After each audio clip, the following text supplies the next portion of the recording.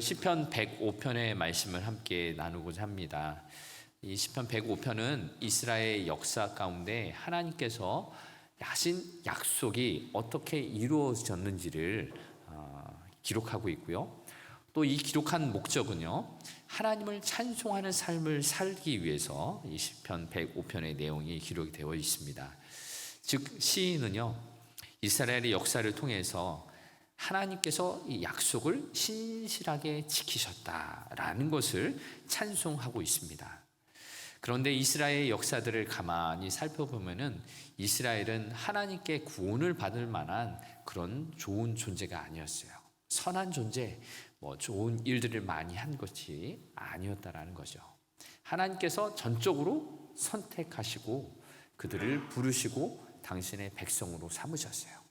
그럼에도 불구하고 이스라엘은 하나님을 떠나서 우상을 숭배하며 자기 마음대로 살았지만 하나님은 끝까지 기다리시고 인내하시고 그들을 통해 하나님이 약속하신 것을 이루기 위해서 열심히 일하셨던 하나님의 모습을 우리는 보아왔습니다. 그래서 시인은 이들의 역사 가운데 나타난 하나님의 일하심, 하나님의 은혜를 찬송하고 있습니다. 이 시편은 누가 지었는지 시편의 내용에 명확하게 나와 있지는 않습니다. 그러나 많은 학자들은 이 시편의 내용이 포로기 이후에 되돌아온 이스라엘 사람들이 느헤미야 9장에 나왔던 아브라함에 관한 언약의 내용과 일치하기 때문에 아마도 이 시인은 포로기 이후에 돌아와서 하나님의 약속을 바라보는 그런 관점에서 이 시를 지었다라고 말하고 있습니다. 우리는 지난 주일까지 바벨론 포로에서 되돌아와서 예루살렘에 다시 성전을 짓고 성벽을 지은 이야기들을 함께 나누었습니다. 이것은 바로 하나님께서 아브라함에게 약속하여 주신 이 가나안 땅을 너에게 주겠다, 그리고 많은 자손들을 허락하겠다라고 하신 그 약속이 이루어져 가고 있는 것을 우리는 볼 수가 있습니다. 바로 이 하나님의 약속은 아브라함뿐만 아니라 그 후손인 오늘날 저와 영적인 후손인 저와 여러분을 통해서도 이루어져 가고 있다라는 것을 우리는 고백하게 됩니다. 바로 바벨론 포로기 이후에 되돌아와서 하나님께서 이 땅 가운데 다시금 예배 공동체, 신앙 공동체를 세우시기 위한 하나님의 뜻이 오늘 이 시편 가운데 담겨 있습니다. 우리 교회 가운데도 이 오늘의 말씀이 우리의 예배 공동체, 신앙 공동체를 어떻게 세울 것인지 그러한 관점에서 살펴볼 수가 있겠습니다. 우리는 우리 중고등부 아이들이 이렇게 부서 예배로 따로 이제 분리해서 예배를 드릴 때 우리는 더 열심히 기도해야 합니다. 부모된 입장, 또 기성 세대가, 우리 자라나는 세대가 하나님을 진심으로 만나고 경험하고 인격적으로 성장할 수 있도록 물심양면으로 기도하고 후원해야 하는 것이죠. 또 우리 청년 세대들이 또 자기들이 또 예배를 드리고자 하는 마음이 있어서 우리 부수장들과 어른들과 함께 이야기를 나눴었는데요. 우리는 이것을 위해서도 또 함께 기도하면서 준비해야 합니다. 우리 자라나는 청년들이 자신들의 언어와 또 자신들의 감성으로 또 자신들이 하나님을 그렇게 만나고 싶어하는 그런 것들을 또 같이 마음을 품고 기도할 수 있어야 하겠습니다. 오늘의 이 말씀을 통해서 이 시편 105편 예배 공동체를, 신앙 공동체를 어떻게 세워갈 수 있는지 우리를 향한 하나님의 음성을 함께 들을 수 있기를 바랍니다. 첫 번째로 시인은 되돌아온 이 포로 공동체에서 무엇을 세워야 하느냐? 여호와께 감사하라라고 말하고 있습니다. 감사라는 것, 우리가 하나님의 자녀된 입장으로 또 성도된 입장으로 하나님께 마땅히 올려야 할 것이 바로 이 감사인 것입니다. 우리 중에 혹 하나님의 은혜를 경험하지 못해서 나는 감사할 것이 없어 라고 말씀하실 분도 있으실지도 모르겠습니다. 그런데 우리는요, 하나님 은혜 없이 한순간도 살아갈 수가 없는 존재입니다. 그래서 우리가 만약 내가 감사할 것이 없다라는 마음이 생각이 드시는 분이 계시다면 또 우리 모두는요 이렇게 기도해야 합니다. 하나님, 하나님의 은혜를 날마다 경험하게 해주세요. 하나님의 사랑을 날마다 누리게 해주세요. 그래서 우리의 삶 속에 하나님의 은혜를 찬송하고 하나님 앞에 감사할 수 있는 믿음으로 살아갈 수 있도록 도와주세요 라고 기도하시기 바랍니다.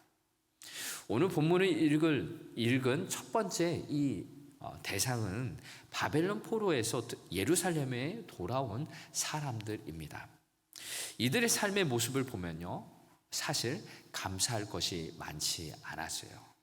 70년간 고국을 떠나서 노예 생활을 했고 이제 자유인이 되어서 돌아왔지만 이들에게 맞아준 것은요 무너진 집들이에요. 무너진 성벽들이었어요. 그리고 70년간이나 아무도 살지 않았기 때문에 땅은 농사를 짓기에 합당하지 않았어요. 많은 나쁜 것들만 자라고 있었던 그 땅이었습니다. 그래서 이들은요 돌아온 기쁨이 있었지만 먹고 살 걱정이 너무나 많았던 시대를 살았습니다. 그래서 이들은 차라리 바벨론 노예 생활로 되돌아가는 것이 낫지 않겠느냐, 그때는 먹고 살 것이 걱정은 없었다라고 말할 정도였습니다. 이러한 상황 가운데 오늘 시편 기자는요 하나님의 음성을 이렇게 선포합니다. 여호와께 감사하라라는 것입니다. 본문 1절의 말씀이 그러합니다. 여호와께 감사하고 그의 이름을 불러 아뢰며 그가 하는 일을 만민 중에 알게 할지어다 라고 기록하고 있습니다. Give thanks, 하나님께 감사하라. 그리고 그의 이름을 불러 아뢰라. 그가 하는 일을 만민 중에 알게 하라. 감사의 이러한 것들을 하라라고 이야기하고 있습니다. 또한 2절과 3절의 내용을 보면은 감사의 내용이 더 이렇게 구체적으로 이렇게 이야기하고 있습니다. 2절, 3절을 같이 읽어보겠습니다. 그에게 노래하며 그를 찬양하며 그의 모든 기이한 일들을 말할지어다. 그의 거룩한 이름을 자랑하라. 여호와를 구하는 자들은 마음이 즐거울지로다. 아멘. 감사라는 그 내용이 이런 거예요. 노래하며 찬양하며 하나님의 행하신 기이한 일들, 놀라운 일들을 말하라, 선포하라. 그래서 하나님의 거룩한 이름을 자랑하며 하나님을 구하는 자들은 그렇게 마음이 즐거워할지어다 라고 감사의 내용을 이렇게 풀이하고 있습니다. 그런데요, 앞에서 살펴본 것처럼 바벨론 포로에서 돌아온 이들에게는 감사할 조건이 없었어요. 감사하라 명령으로 말했지만 저절로 감사가 나오겠습니까? 저와 여러분이 그 상황이 있겠으면 어떻겠습니까? 그런데요, 성경을 가만히 읽어보면요, 이 오늘 본문뿐만 아니라 성경에서는 감사가 명령이다라는 것을 알 수가 있어요. 데살로니가전서 5장의 말씀을 보면 유명한 말씀이 나오는데요, 16절부터 18절의 말씀 함께 읽어보겠습니다. 항상 기뻐하라. 쉬지 말고 기도하라. 범사에 감사하라. 이것이 그리스도 예수 안에서 너희를 향하신 하나님의 뜻이니라. 아멘. 18절의 말씀이 이것입니다. 범사에 감사하라. 이것이 그리스도 예수 안에서 너희를 향하신 하나님의 뜻이다라고 말씀하고 있습니다. 여러분, 우리가 감사가 명령인 것은 알겠는데 그렇지만 감사할 수 없는 상황 가운데서 어떻게 감사할 수 있을까라는 의문을 가질 수가 있습니다. 그런데 방금 읽은 18절의 말씀에 감사하라라는 말씀 이후에 이것이 그리스도 예수 안에서 너희를 향하신 하나님의 뜻이다라고 밝히고 있습니다. 하나님의 뜻이란 것은 단순하게 생각, 계획이라고 말할 수 있겠지만 여기서 하나님의 뜻이라는 것은요, 하나님의 의지라는 것입니다. 우리의 상황은 감사할 조건이 전혀 없지만 하나님의 의지로, 하나님의 계획으로 우리의 삶 가운데 감사가 넘치도록 하시겠다라는 하나님의 분명한 뜻입니다. 우리는 우리 자신을 돌아볼 때 우리는 내가 가진 것을 세어봅니다. 그리고 가진 것보다 없는 것이 더 많다라는 것을 세어봅니다. 우리 인간의 죄성은요, 아무리 가지고 싶어도, 누리고 싶어도, 그리고 그렇게 누려도요, 사랑을 받아도요, 부족하다라는 것이 우리의 인간의 모습이에요. 하나님께서 수많은 은혜를 베풀어 주셔도 우리는 나 자신의 환경을 바라보면서 감사할 수 없다라고 말하는 것이 우리의 모습입니다. 감사 대신 불평과 불만을 말하는 것이 우리들의 모습입니다. 그런데요, 이것이 너희를 향한 하나님의 의지이다라고 말씀하시는 것은요, 비록 감사할 것이 없는 우리의 모습이지만, 또한 감사할 수 있는 힘이 우리에게는 없지만 하나님이 의지를 가지고 우리 가운데 행하시겠다라고 말씀하시는 것입니다. 그래서 감사는요, 내 안에서 출발하는 것이 아닙니다. 내가 가진 환경을 바라보면서 출발하는 것이 아닙니다. 감사는 나와 항상 함께 하시는 하나님을 바라볼 때 감사가 시작될 수 있는 것입니다. 하나님께 감사할 이유와 힘은요, 오직 하나님께 있음을 고백하는 것입니다. 자, 이제 우리는 감사라는 명령을 왜 하시는지 이해할 수 있습니다. 그렇습니다. 감사는 하나님께부터 온 것이죠.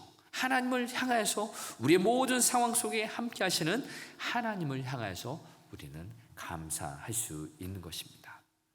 그렇습니다. 우리는 우리 주변을 바라보는 가운데 우리가 뭐가 있는 것이 그것을 바라보는 것이 아니라 우리와 함께 하시는 하나님을 바라볼 수 있기를 바랍니다.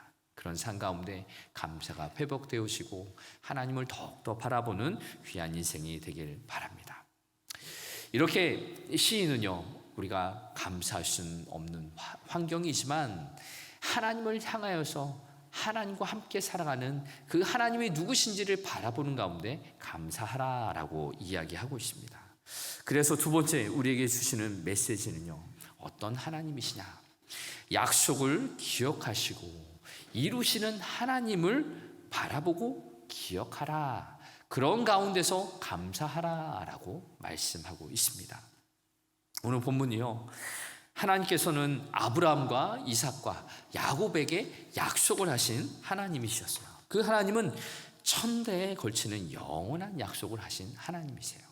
본문 8절의 말씀을 보면은 하나님은 언약을 맺으시는데 곧 천대에 걸쳐 명령하신 말씀, 즉 약속을 영원히 기억하시는 분이시다라는 것을 알 수가 있습니다. 그렇습니다. 천대에 걸쳐서 말씀하신, 명령하신 약속을 영원히 기억하시는 하나님이세요. 우리는 그 하나님을 기억할 때 감사할 수 있는 것이죠. 이 동일한 말씀이 신명기 7장 9절에 이렇게 기록되어 있습니다. 표준 세번역의 말씀을 같이 한번 읽어보겠습니다. 그러므로 너희는 주 너희의 하나님이 참 하나님이시며 신실하신 하나님이심을 알아야 한다. 주님을 사랑하고 주의 계명을 지키는 사람에게는 천대에 이르기까지 그의 언약을 지키시며 또 한결같은 사랑을 베푸시는 신실하신 하나님이심을 알아야 한다. 아멘. 이 신명기의 말씀, 신실하신 하나님을 이야기하죠. 또 특별히 주를 사랑하고 주의 계명을 지키는 자에게는 천대에 이르기까지 하나님께서 그 언약을 지키신다라는 것을 알아야 한다라고 이야기하고 있습니다. 여러분, 천대라는 것은 무엇입니까?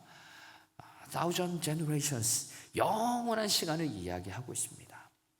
우리의 죽음이 끝난 후에도 영원히 하나님은 그 약속을 지키시는 분이시다라는 것을 기억하라라고 말씀하고 있습니다.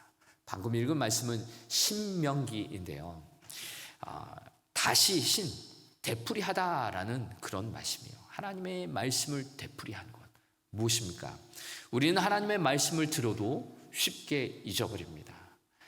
어제 하나님의 은혜를 경험했어도 쉽게 잊어버리는 존재이잖아요. 그래서 신명이 다시금 하나님의 말씀을 들려주고 기억하고 하나님을 바라보기 위해서 그 말씀으로 돌아가는 것입니다. 본문의 유다 백성들은 바벨론 포로 생활을 했어요. 나라를 빼앗겼고 노예 생활을 했고, 그러나 이제 하나님의 때와 방법으로 다시 약속의 땅으로 돌아왔어요. 이것이 바로 하나님께서 영원토록 하나님께서 하신 말씀을 이루신다라는 것의 명확한 증거입니다. 신실하신 하나님, 약속을 이루시는 하나님을 기억할 때 감사가 나온다라는 것입니다. 그래서 오늘 본문 9절, 10절은 하나님의 약속을 이렇게 이야기하고 있습니다. 같이 읽어보겠습니다. 이것은 아브라함과 맺은 언약입니다. 이삭에게 하신 맹세입니다. 그리고 야곱에게 세우신 율례, 곧 이스라엘에게 하신 영원한 언약입니다. 아멘. 하나님의 영원한 약속, 아브라함과 이삭과 야곱에게 하신 이 약속을 기억해야 합니다 라고 하면서 다시금 시인은 이야기하고 있습니다. 창세기 18장을 보면은 하나님이 아브라함과 약속을 맺는 과정이 기록되어 있는데요. 하나님은 아브라함에게 짐승을 죽여서 반으로 갈른 상태에 놓게 합니다. 그리고 하나님은 그 짐승이 죽은 그 사체 위를 지나가십니다. 이것은 무슨 의미냐면, 고대 이 근동시대에 약속을 할 때 내 생명을 걸고 약속을 한다. 만약 약속이 내가 지키지 않으면 이 짐승이 쪼개어 죽은 것처럼 내가 죽을 것이다. 그러니 나는 이 약속을 분명히 지킬 것이다 라는 의미로 이렇게 약속을 했습니다. 하나님은 아브라함에게 이렇게 약속을 하시고요. 그리고 그 후손들에게 이 약속을 지키고 계시는 것이죠. 그리고 영적인 후손인 저와 여러분에게도 이 약속을 지키고 계십니다. 하나님의 약속은 어떻게 이루어졌습니까? 이스라엘 백성이 가나안 땅으로 들어가는 것, 그것이 첫 번째 약속이 이루어진 것이고요. 다시금 포로 생활에서 되돌아와서 다시금 예루살렘에서 사는 것이 약속이 이루어지고 있고요. 궁극적으로 하나님의 약속은 어떻게 이루어지냐? 예수님께서 인간의 몸을 입고 이 땅에 오신 것, 그리고 십자가 위에서 사랑하는 이 인류를, 인간들을 위해서 자신의 생명을 주면서 그 영원한 약속을 이루어 가고 계시는 것입니다. 십자가에 달리신 예수 그리스도를 바라보는 자, 믿는 자에게 구원을 허락해 주시는 하나님의 놀라운 사랑의 약속이 오늘도 우리의 삶 가운데 이루어져 가고 있습니다. 이렇게 하나님은 생명을 걸고 약속을 이루어 주신 분이십니다. 그 하나님을 기억할 때, 우리의 삶 가운데 함께 하시는 그 하나님을 바라볼 때 우리는요, 감사하게 되는 거죠. 불평과 불만이 있는 이 시대 가운데서 감사할 수 있는 것입니다. 오늘 시인은 바벨론에서 다시 되돌아와서 예루살렘에서 유다 땅에서 살지만 감사할 수 없는 상황 가운데 있습니다. 그런 가운데서 하나님의 약속을 기억하라 라고 시인은 기록하고 있죠. 이스라엘 역사를 한번 더 떠올려 보십시오. 출애굽해서 이제 가나안 땅으로 향하는데 가나안 땅이 코앞에 있습니다. 그런데 정탐꾼들의 보고를 들은 그들은 불평과 원망을 했습니다. 그들은 너무나도 큰 족속이고 우리는 메뚜기와 같아서 그들에게 상대할 수 없습니다 라는 부정적인 메시지, 보고를 들은 것이죠. 그러나 그때 여호수아와 갈렙은 긍정적인 보고를 했어요. 민수기 14장 8절에 이렇게 말했습니다. 여호와께서 우리를 기뻐하시면 우리를 그 땅으로 인도하여 들으시고 그 땅을 우리에게 주시리라. 이는 과연 젖과 꿀이 흐르는 땅이니라. 불평불만하는 이스라엘 백성들 앞에서 여호수아와 갈렙은 아니다, 우리는 하나님의 약속을 기억해야 된다, 하나님은 분명히 우리를 그 땅으로 들여보내신다 라고 약속을 기억하게 했어요. 그런데요, 안타깝게도 우리가 잘 알듯이 이들은 하나님의 약속을 기억하는 대신에 불평과 불만을 선택했던 것입니다. 오늘 우리의 삶 가운데도 하나님은 불평과 불만이 나올 수 있는 상황 속에서 하나님의 약속을 기억하라, 하나님이 어떠한 분이신지를 기억하라 라고 오늘 시편의 말씀을 통해서 말씀해 주고 있습니다. 그래서 본문 11절은 이렇게 말씀합니다.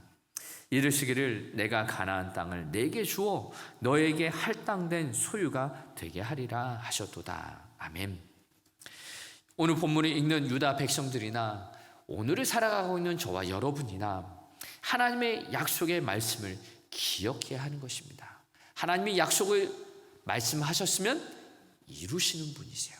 하나님의 뜻이 있기 때문에 이루어져 가는 것이죠. 오늘도 저와 여러분의 삶 가운데 불편, 불만이 있을 만한 상황이지만 그러나 하나님을 기억하시면서 하나님과 함께 살아가시기를 바랍니다. 이것이 바로 우리의 삶 가운데 감사로서 예배 드릴 수 있는 삶의 모습인 것입니다. 이제 말씀을 마무리하면서 약속의 말씀을 믿고 그 약속이 이루어 주실 하나님을 붙들었던 사람 허드슨 테일러 선교사님의 이야기를 하면서 마무리하려고 합니다. 허드슨 테일러는 영국에서 좋은 가정에서 태어나 어려서부터 신앙 훈련을 잘 받은 사람입니다.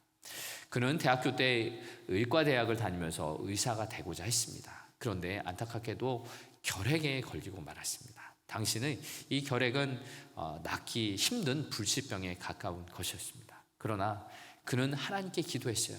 하나님, 제가 의사로서 하나님께서 뜻하신 중국 땅에 가서 선교 사역을 하기를 원합니다. 하나님께서 낫게 해 주실 줄 믿습니다. 그렇게 기도하는 가운데 당시 낫기 어려운 이 결핵에서 낫게 됩니다. 그리고 배를 타고 중국으로 건너가 선교 사역을 시작했습니다. 열심히 선교 사역을 했는데 당시 영국의 한 선교 단체에서 그에게 경제적인 후원을 했습니다. 그런데 어느 날 한 편지가 왔어요. 국가 경제가 어려워서 더 이상 경제적인 서포팅을 할 수가 없습니다. 당장 영국으로 돌아오시길 바랍니다. 라는 편지의 내용이었어요. 허드슨 테일러 선교사님은 하나님께 기도했어요. 하나님, 저에게 보내주신 이 땅, 선교의 품은 이 땅을 위해서 기도합니다. 하나님께서 오게 하셨으니 하나님께서 또한 함께해 주실 줄 믿습니다. 이렇게 기도하는 가운데 하나님에 대한 약속의 말씀을 붙들었는데요. 첫 번째는 에베네셀, 여기까지 도우셨다, 여기까지 도우신 하나님을 붙들었어요. 그리고 여호와 이레, 하나님께서 준비하신다라는 준비하시는 하나님에 대해서 붙들었어요. 이제 지금까지 나와 함께 하신 하나님이 앞으로도 준비하시고 일하실 거야 라는 하나님을 인식하고 고백하는 가운데 기도하며 매달렸습니다. 하나님께서 그의 삶을 어떻게 인도하셨냐면 당시에 많은 선교사님들이 편리하고 좋은 항구 도시에서 생활했어요. 그런데 서준 선교사님은 그것이 아니라 중국 땅 안쪽으로 들어가기를 선택합니다. 중국 사람처럼 머리를 똑같이 하고 옷을 똑같이 하고 같이 밥 먹고 그들의 문화와 생활 속에서 함께 했던 것이죠. 이렇게 함을 통해서 중국 사람들이 그를 좋아하게 되고 그를 도와주게 되고 그들과 함께 선교 사역을 하게 되었어요. 그래서 이전에 영국 선교 단체가 주었던 그 경제적인 후원이 아닌 이제 중국 사람들과 함께 어울리며 그들의 밥과 그들의 문화를 함께 하면서 그들과 생활을 하게 되므로 더 놀라운 선교의 역사를 쓰게 되었던 것입니다. 사랑하는 성도 여러분, 우리들에게도 하나님이 함께 하십니다. 어떤 하나님이 함께 하십니까? 허준 선교사님이 경험했던 것처럼 에베네셀 하나님, 지금까지 도우시는 하나님, 그리고 여호와 이레의 하나님, 앞으로도 도우실 하나님을 붙들 수 있기를 바랍니다. 여러분의 삶 가운데 하나님은 늘 함께 하십니다. 함께 하시는 하나님을 붙드실 때 비록 우리의 삶 가운데도 감사할 것이 없을지라도 우리의 형편을 바라볼 때 절망적인 순간이 많을지라도 우리를 도우시고 우리와 함께 하시는 하나님을 바라볼 때 감사가 넘쳐나고 기쁨이 넘쳐나며 우리의 삶 가운데 그렇게 하나님을 예배하는 복된 삶의 자리가 되길 주의 이름으로 축복합니다.